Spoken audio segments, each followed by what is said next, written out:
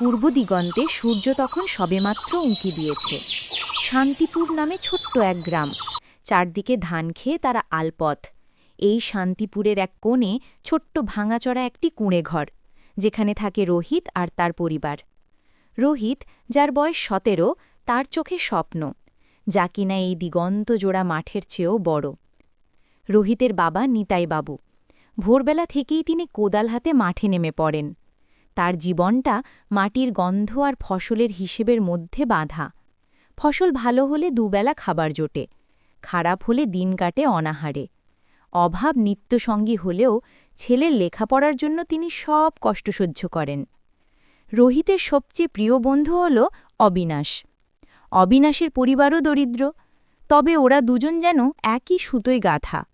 গ্রামের একমাত্র জীর্ণ স্কুল থেকে প্রতিদিন বাড়ি ফেরার পথে দুজনের আলোচনায় উঠে আসে তাদের দুজনের এক ও অভিন্ন স্বপ্ন।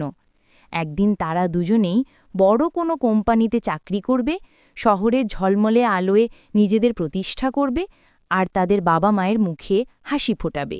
জানিস অবিনাশ, আমার খুব ইচ্ছে একটা বিশাল কর্পোরেট অফিসে স্যুট টাই পরে মিটিং করতে যাব।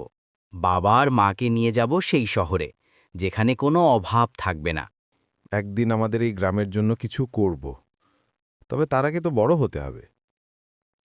বাবার হাতের কড়া দাগগুলো দেখলে মনে হয় আর এভাবে তাকে কষ্ট পেতে দেব না।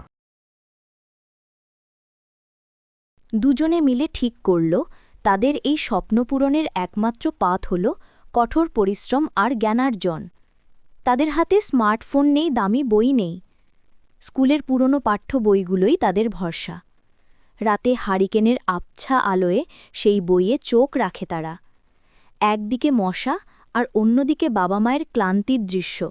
সবকিছুর মাঝেও তাদের মন শুধু ভবিষ্যতের পথ খোঁজে।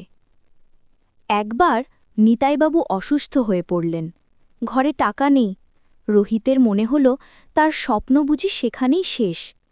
বাবাকে দেখবে নাকি বই পড়বে? অবিনাশ এগিয়ে এলো।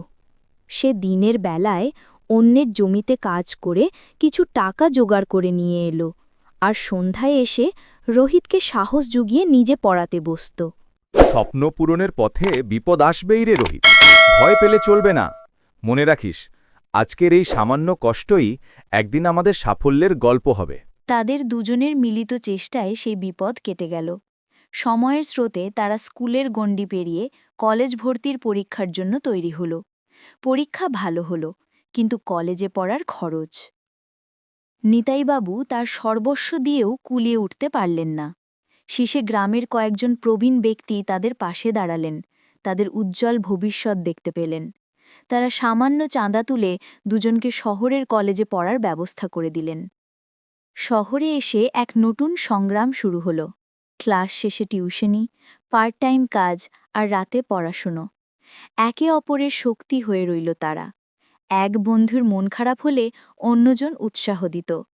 দিনের পর দিন, মাসের পর মাস এই লড়াই চলতে থাকল।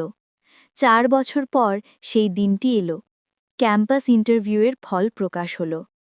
রোহিত আর অবিনাশ দুজনেই দেশের এক প্রথম সারির কোম্পানিতে উচ্চ বেতনের চাকরি পেল। খবরটা শান্তিপুরে পৌঁছানোর পর গ্রামের মানুষ তাদের বাড়িতে ভিড় করল। নিতাইবাবুর চোখ ছলছল। নিতাইবাবুর বলল, আমি জানি তোমরা একদিন সফল হয়ে দেখাবে। তো বন্ধুরা, এটা দ্বারা আমরা কি জানতে পারলাম? যে সফল হওয়ার জন্য নিজের প্রতি বিশ্বাস থাকতে হবে।